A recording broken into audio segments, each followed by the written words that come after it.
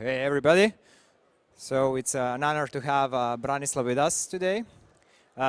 He is an experienced in this field of engineering, and yeah, it would be good to hear his views on the engineering software systems for the next century. So yeah, I will let him do the talking, and you will do the rating afterwards. So here you go. Stage is yours. Okay, well, thank you. Can people hear me? Okay, so first question you might be asking yourselves is why would somebody who obviously belongs to the 20th century be talking about the 21st century? But what happens really is that there isn't all that much new. There's a famous saying, I think it was Mark Twain who said, "The ancients stole all our good new ideas." Okay, and we're in many ways in that kind of situation here. One of the things that won't make me popular, this talk will not make me popular, I think, with the attendees of this conference, because I'm going to attack one of the main things that you like about your jobs and convince you, or try to convince you, that you don't have to actually do that. We'll see how that goes. But really it's a talk, when I submitted my abstract, I had a slightly different theme in mind, but what happened was the thing evolved on its own into something else. So really it's a talk about the engineerification of software. I am an engineer, trained at the Belgrade electrotechnical faculty, but I worked for the Michael Pupin Institute for about 3 years, and it did strike me. I swung to the dark side very, very early on. I became a software guy after a couple of years. But it did, the engineering experience certainly left me with an impression that something is missing from software. And we'll talk about that. I like that little, the blue crab there. It's kind of cool, and it very much, so I tried to fit it into my talk. It's a quote from actually the name of a story, the title of a story by Ray Bradbury. What is it that we're facing? Well, I come from the real-time and embedded world, which for the longest time was considered to be a sort of esoteric thing for weird people who worry about scheduling disciplines and so on. However, what I'm noticing is that, of course, almost every interesting piece of software nowadays in some ways interacts with the real world. So I would say most software today, especially when we start getting into this Internet of Things milieu, will find out that, of course, we care about things such as response time, availability, security, and so on. In fact, this is an official slogan from the European Commission: smart anything everywhere. I'm a little bit worried because what I know from experience is we don't know how to build these systems. We are building them. We're building them because economic pressure on vendors is so intense that they actually have to put out this stuff before they actually are ready for it. And the key word here is complexity. So when we're talking about a complexity, it's worthwhile remembering this nice dichotomy, that there is complexity called essential complexity, which is inherent in the problem. In other words, it's unavoidable. You can't get rid of it, no matter how hard you try. But then the other kind of complexity is accidental complexity, which is due to the fact that you're maybe doing it in a suboptimal way. I don't know if you can see what that picture tells you, but that gentleman there is trying to drill a hole through a board, but he's got a rather cumbersome tool to do it with. And that's accidental complexity. And the question I ask is, a good thing about accidental complexity, it's avoidable if we just choose the right thing. And the question I ask myself, I have been asking myself for a while, is what are the sources of accidental complexity in software development? Look at this. This is written in a very advanced language called System C, which is a domain-specific language used for system-on-a-chip design. Okay. Now look at it. How many of you can tell me right away what it is? Anybody willing to explain what this program does?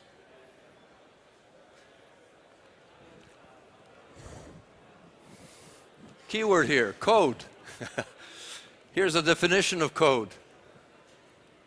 Arbitrarily chosen words and symbols. It's not meant for humans. The human factor there is second. You know, in order to understand this piece of code, you basically have to pretend you're a compiler, first of all. So you can identify the tokens, you can identify the keywords and all of that. And then you're also trying to understand the thing at the level of the application itself. And it's a tremendously difficult thing, which is, you know, David Parnas mentioned the fact that even code that you wrote a couple of years ago is often mysterious to you.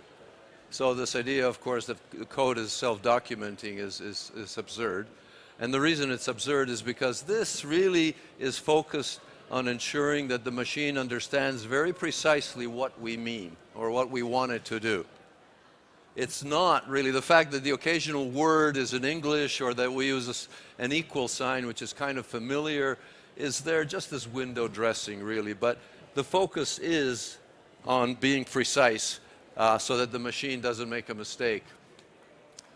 So the coding problem we have, and I'll call it the coding problem because what we have to do is this one. We have this world and we're coming up with very ambitious applications.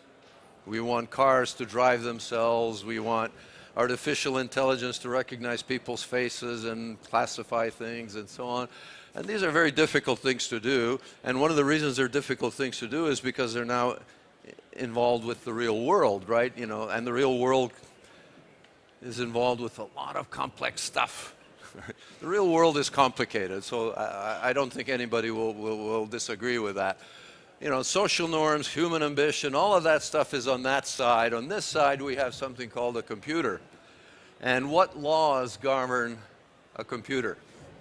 Well, Boolean logic.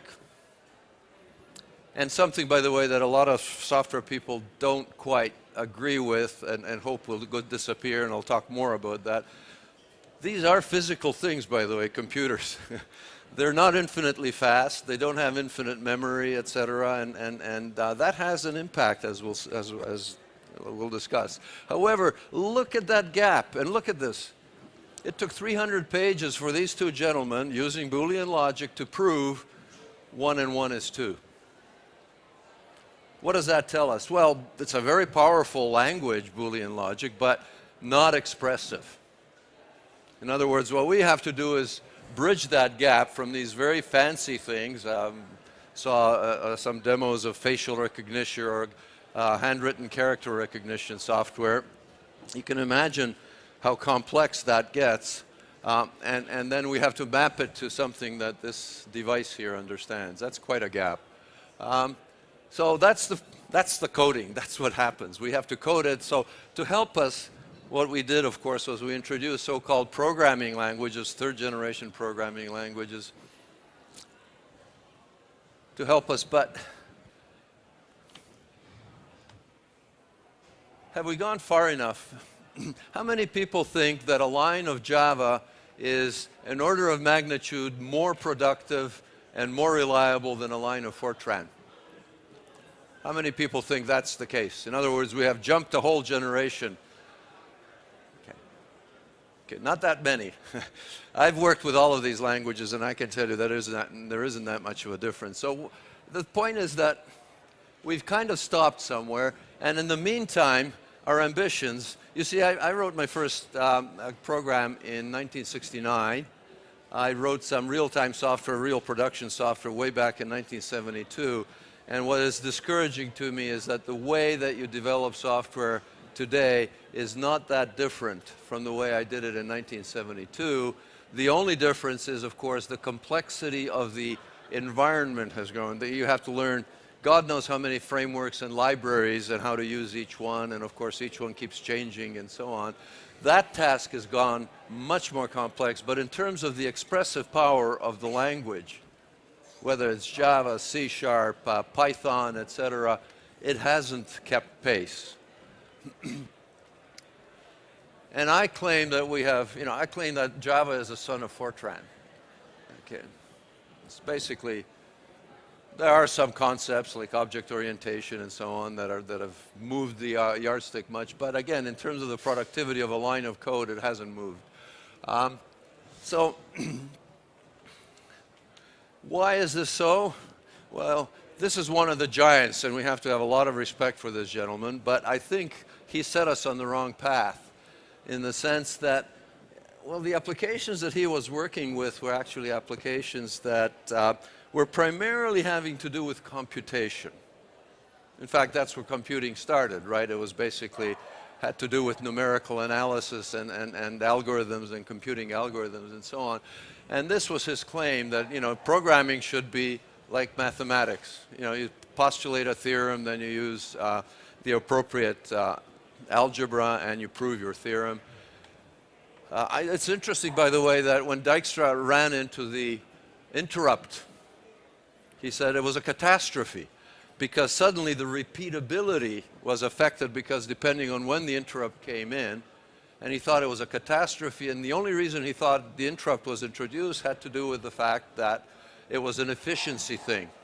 What I think he missed was, no, it was not an efficiency thing. It had to do with the fact that the software has to interact with the physical world. Okay. It's still the dominant paradigm, and I'm going to give you a couple of examples of that. Right here's another statement not so long ago. Well, it is now, but I ran into this. I remember being very upset by it. It says there's no physical and no immutable laws to violate. And this has influenced all these languages that have been involved. I'll give you examples. By the way, this is a nice, from a friend of mine, Edward Lee, a nice quote that says, look at a lot of theories of computation assume that execution time is 0, right? So that's already a symptom of the reality. And by the way, so the idea, of course, was that if we can introduce this, if we can make programming mathematical, okay, base it on some mathematical foundation, we're going to get the benefits of mathematics, which are enormous. And in fact, all of engineering depends fundamentally, and its success of modern engineering is based on math. But it hasn't materialized. The power of math just has not helped us as much as people had hoped. So here's an example. I don't know if you've heard of the Mars Climate Orbiter. It was a significant project, a NASA significant project, a lot of investment in it and so on. And when it came to Mars, it crashed. This is the total development time and the equipment itself, $650 million. You know, it's almost real money. And they did a postmortem, and here's what happened. I don't know if you've heard of this case, but basically, I don't know how this crept through testing, and NASA is very good at testing, but somehow it crept through testing. One group was using metric units, another one was using imperial units, and they somehow didn't catch it. And now my question is, wait a second, isn't that what type systems are for? That's what a type system is supposed to tell you. You're adding apples and oranges, integers and chars. And that's what type systems do. Why didn't a type system catch this?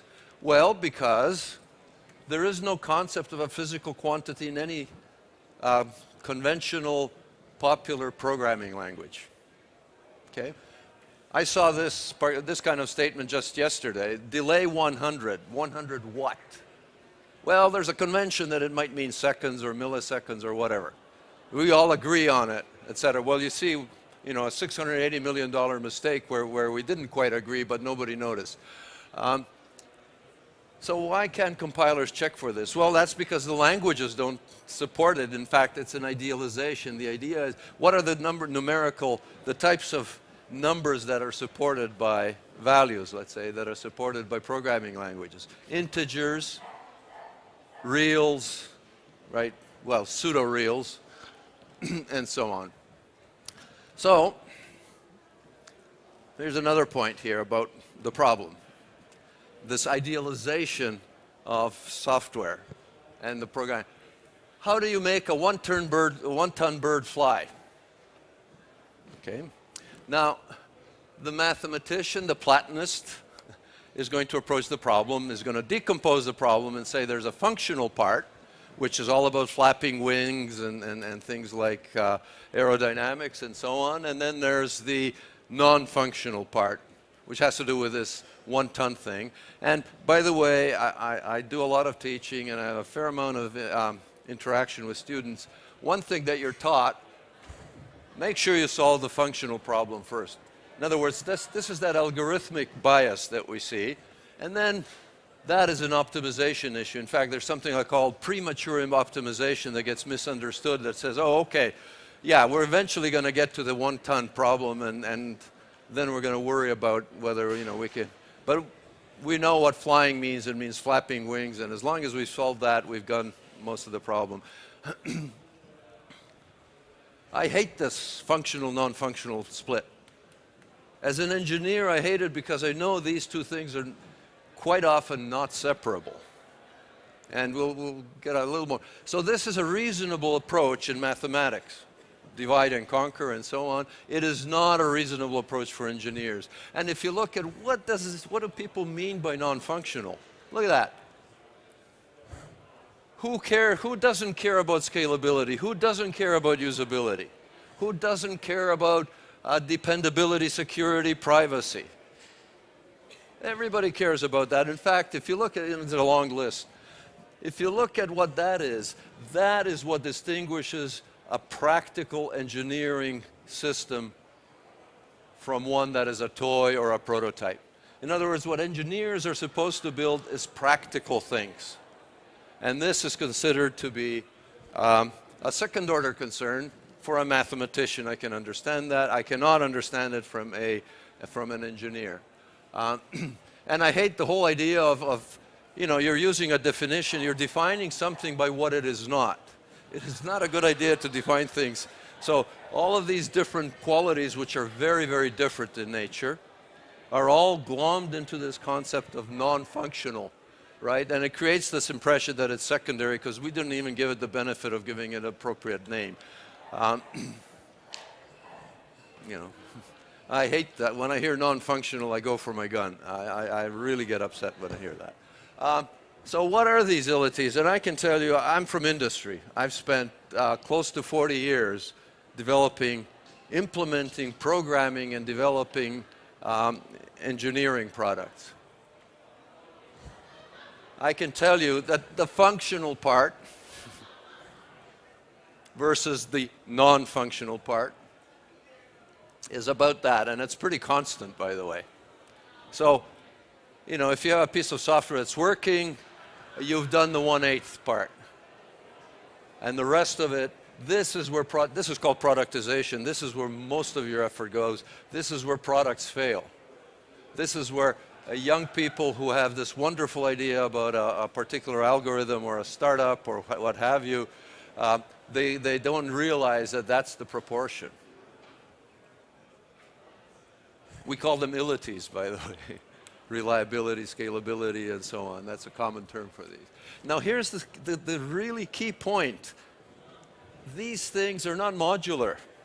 You cannot have a reliability module that you insert in your system and now your system is reliable. Or even a security module or any of that stuff. All of these things are cross-cutting, which means that if you want to retrofit them into a system that was not built to deal with that from the start, you're going to have to change the architecture. There are numerous examples of people trying to retrofit, for example, security into what the original Microsoft web browser was, but they had to basically had so many holes in it, they basically had to rewrite the whole thing. So my point here is software development today is not a mathematical problem, although in the mathematics, don't get me wrong, mathematics is very important, and I wish we had more of it that we could use in designing software. But it is an engineering problem because 7/8 of the problem has to do with what engineers care about and what users care about in the end. Okay. Now, if you open up a book on any programming system, okay, I'm about halfway through. If you open up a book on any program, software architecture, say, you will see pictures like this, layer stacks. You might see decompositions within layers and hierarchies of containment and so on. And then you might see end-to-end behavior, say, here's how a use case actually percolates through the system. And if you're working with, say, event-driven, you might say, oh, I like state machines because state machines deal with a situation that response depends on what happened before and so on. No mainstream programming language supports this. Why? It wasn't, you know, the history of it was we did not start with systems like this. We eventually evolved towards building these systems. And that there are so-called architectural description languages, and that's exactly what they're used for. They're used for description. They're not used for specification. I want that to be a specification. So none of them support this as, you know, for example, the notion of a layer that everybody talks about, and by the way, is a very complex notion, and there's actually a multiple different notions hiding behind this idea. It's a separate talk in its own right. But no programming language that I know has the notion of a layer as a first order construct. Instead, what you do, you take things like makefiles.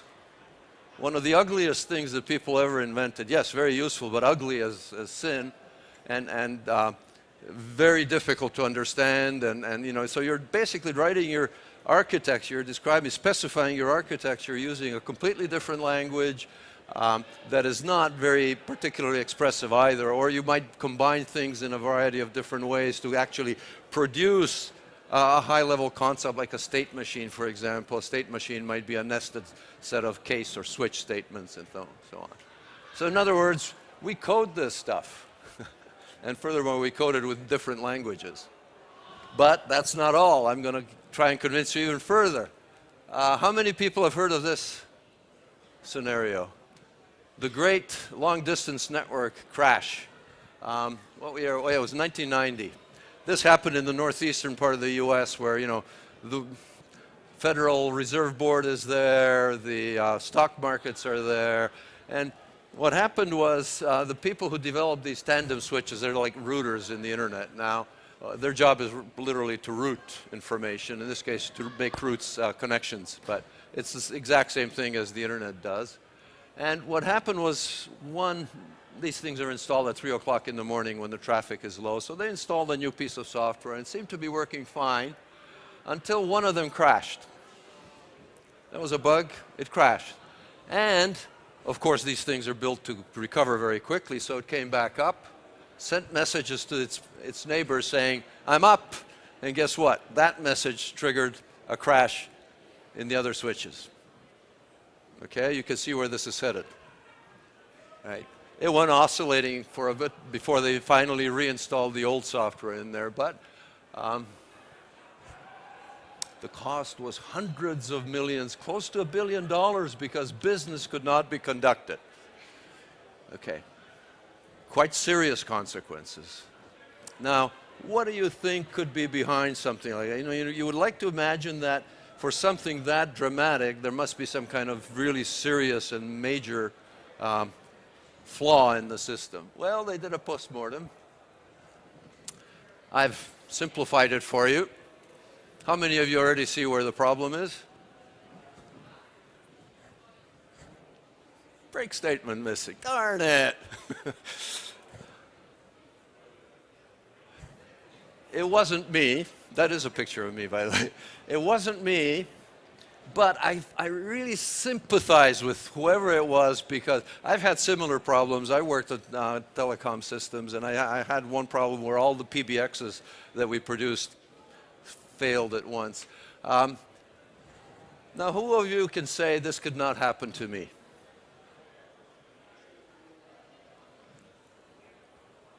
Look at that. That's an industry average. 50 to 100 bugs, 15 to 50 bugs per 1,000 lines of code. And we're going to start building systems that we already are, that lives depend on, and we're going to network them. That is an unsafe. My point here is, this is not the end of the talk. Conclusions about the technology, okay? The current mainstream programming languages, your Javas, your C Sharps and so on, are simply, they have an excess of accidental complexity. They are inherently unsafe, where one little mistake, one uninitialized variable, badly misaligned pointer can cause something like this. And it's very difficult to catch these problems, especially because often it has to do with something missing, and it's very hard to spot something that isn't there. And no first-class support, so they're not expressive enough for the kinds of applications we're dealing with, and they do not care about the physical world, even though the software is more and more integrated with the physical world. So they're underpowered for what we're trying to do today. Severely underpowered because of the legacy that goes back to the middle 1950s. And the sort of, the application domain was much more focused on numerics and computation, and now we're dealing with much more complicated. So even designing these things, coming up with clever solutions to these difficult problems is a difficult enough task, maybe even impossible perhaps in some of these things. They're often impossible precisely because people want too much. One of the big problems we have with the Internet of Things is that you are now networking things that were not meant to talk to each other. And you get what is known as a feature interaction problem. But the feature interactions we're going to be experiencing with the Internet of Things are going to be frightening because some of them are going to be very expensive, very costly. So on top of that very difficult task, we're adding this thing called coding. So the essential problem is we have a difficult, complex problem to deal with, and now we have this accidental complexity of having to map this, translate a solution into something the computer understands, and we've already talked about the essence of the computer is fairly crude. It's not nearly as complex so we want to get rid of this. So how do we do it? Okay, I have 15 minutes to finish this. I'm going to give you two fundamental steps. There's more steps in this. I don't have time to talk about others. One is I want domain-specific design languages. I don't want programming languages. So here's the interesting thing. So this is that system C. Look at that. I mean, if you understand this, you're already corrupt. Your mind is already deformed, and you think, oh, okay, this is natural. It's not natural. Look at that. I mean, ask a child or any lay person, can they understand this? Of course they can't understand it. So here's don't get me wrong, I'm not trying to push UML here. This happens to be UML. I'm just using it as an example. UML has lots of flaws. I always characterize UML as the worst possible modeling language except for all the others. I'm paraphrasing Churchill. Look at that. That is a lot easier to understand. It's intuitive, right? Because it's a chosen syntax. One of the interesting things is that, these new languages, basically domain-specific languages, are not bound to a single syntax. They can mix syntaxes based on what the objective is and what we're trying to answer. And here's something nice. If I define the semantics of these constructs, these lines and these boxes precisely enough, I can press the button and generate the code. I'm simplifying it. But this has been done, by the way, in large and real-world applications for the last 30 years. People have been designing with what now are wrongly called modeling languages, which are essentially domain-specific higher-level languages. So what is it all about? Basically two things that nobody can argue with. One is raise the level of abstraction. We did that when we went to third-generation languages. And that was a great success. I was working on aircraft simulators in Canada, and I was programming things in assembler, and then Fortran came around. Very powerful Fortran. And I could do in 3 days what it took me 30 days to do. So this is a good thing. We could argue about the language, what is the right language and so on, but raising the level of abstraction is obviously the right thing to do. And this is complemented with, of course, taking advantage of computer-based automation that can do those things, as we discussed in the panel for those of you who attended, mechanize those things that are mechanizable. I'm not talking artificial intelligence here. This is something that, taking a state machine and translating it into a program is trivial. Yet I spent almost a dozen years doing that by hand. Non-productive, unreliable, boring, and whatever, expensive. So what's the solution we've been doing most recently? So we know that, of course, down here we have the computer, which works with Boolean logic. Up here we have these fancy applications like facial recognition, self-driving cars. And we have to bridge this gap, of course, and that thing is running away on us under commercial pressures.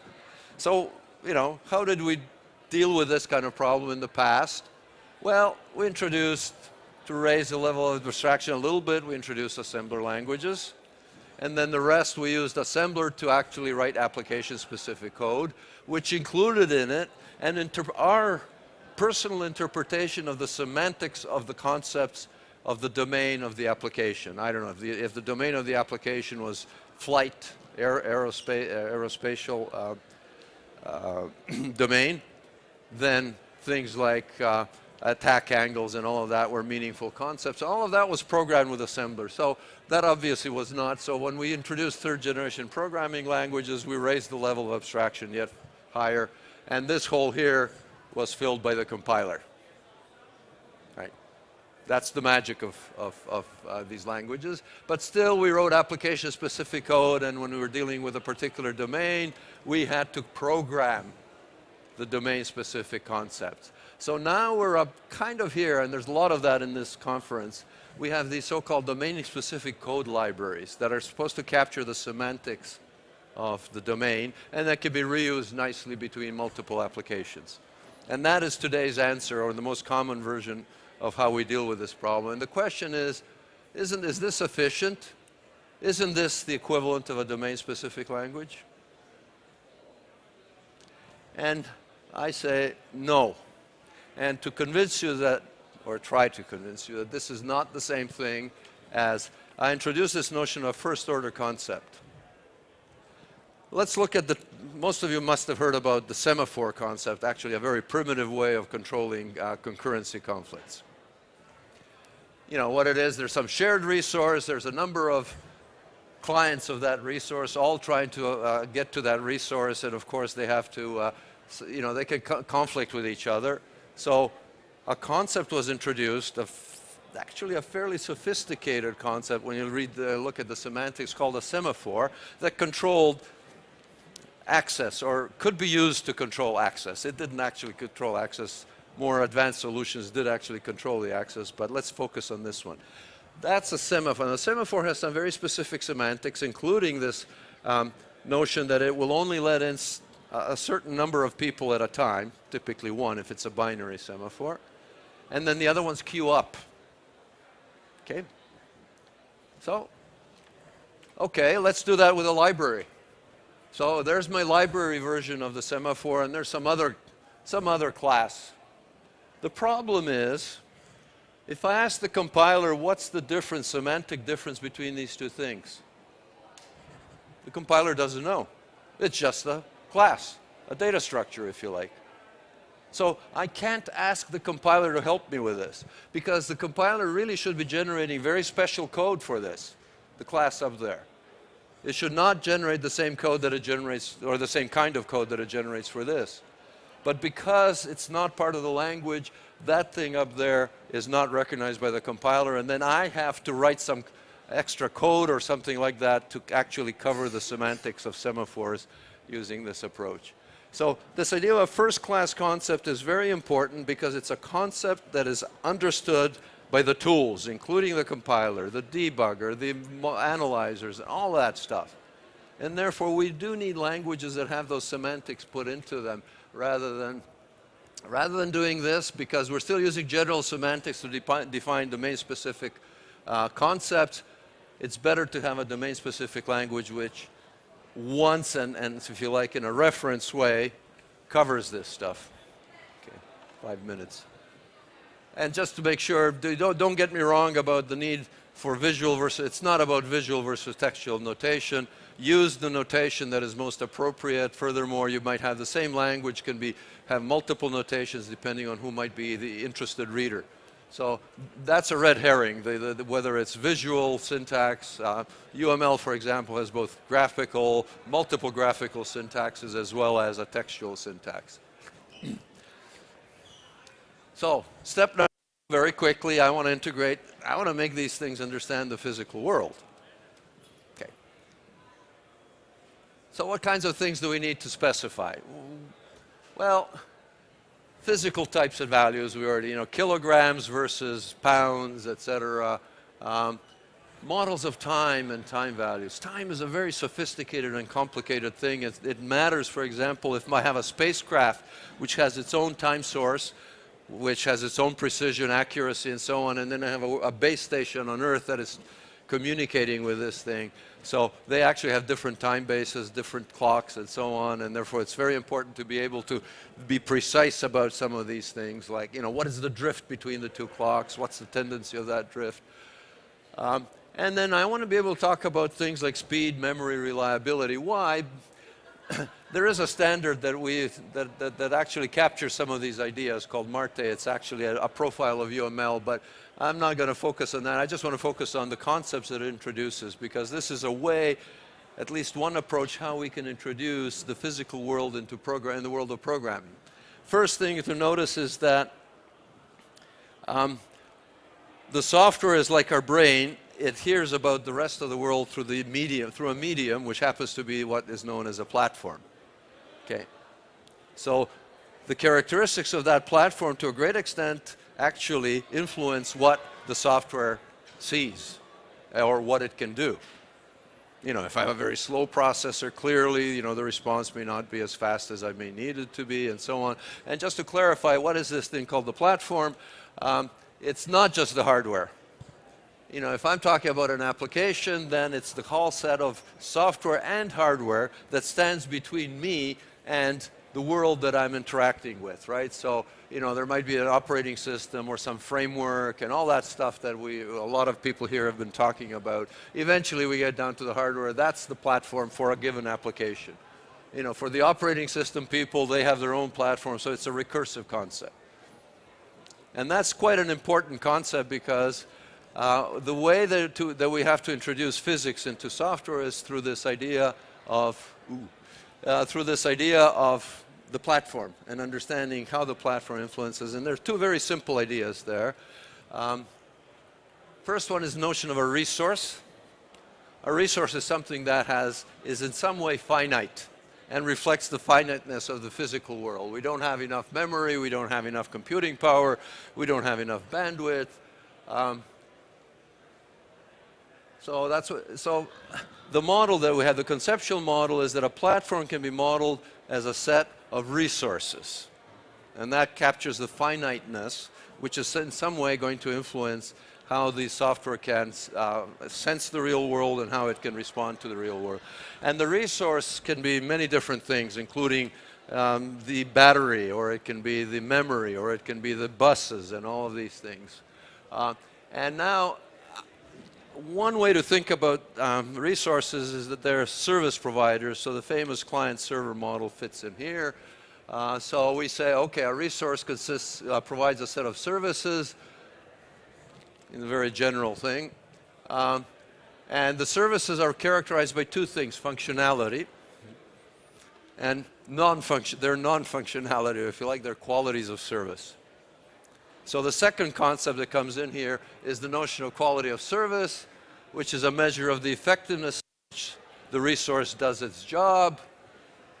And there's two sides to it. There's the demand side, the required side, and there's the offer side, the provided side. So required and offered qualities of service. And to a great extent, this is now becoming an engineering problem, because what we really have to do is to see, does the application, which has a certain demand, which can be now made explicit, does the platform, provide enough quality of service in its various services that the application needs in order to satisfy the service?